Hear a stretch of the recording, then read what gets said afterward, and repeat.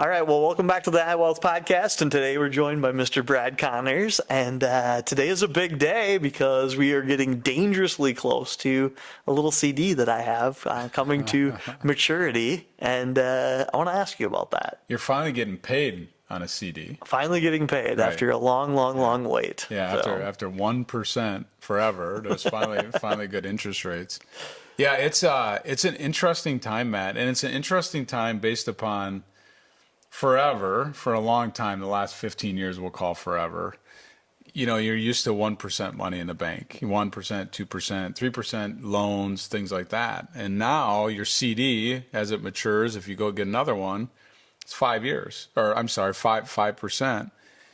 The difference is it going to be 1 year, 3 year, 5 years? Like, how long do you lock it up? And so you go back 10 years ago and you had a CD, you could get 1% for, let's say, a 1 year CD.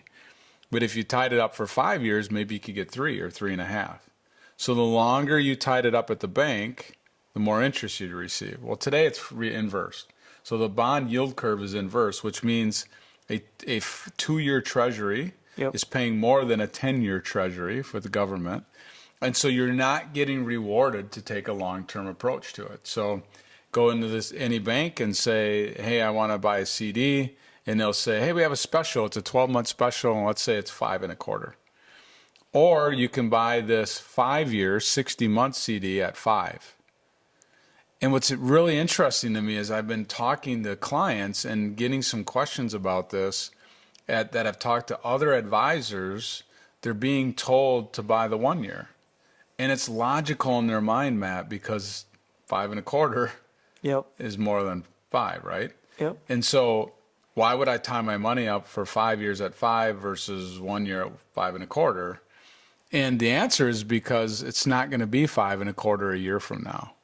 The bond market is telling us that rates are going to go down. Now, they're not going back to 1. This higher for longer we think is here.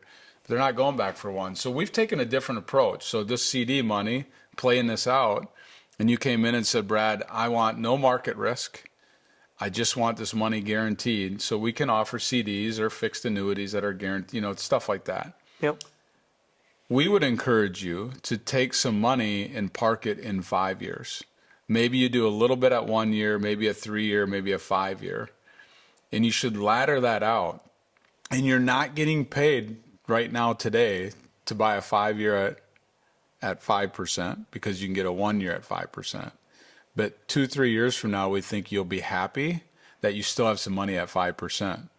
And so it's called laddering. You need to ladder your CDs or you need to ladder your bonds because we don't believe the rates today are the same rates a year from now. Does that make sense? Yeah. Yeah. Yep. So it's basically like a little tiered approach where you're kind of stepping it out over time. Yeah. Interesting. And what people have to understand is that not necessarily in banks, but in my world, when you're dealing with commissionable products, if I can get you to buy a CD every single year, I get paid every time I tell you, I give you a CD.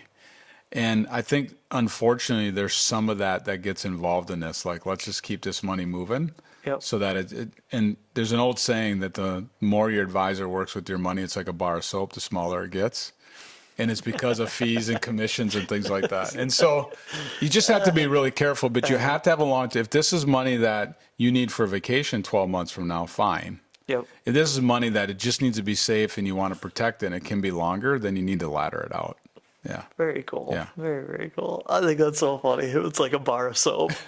Just to go back to that. That's hilarious. I was told that like 25 years ago, and it's true, It's sticky. It sticks in your head. It's easy to remember that for a long time. Yeah.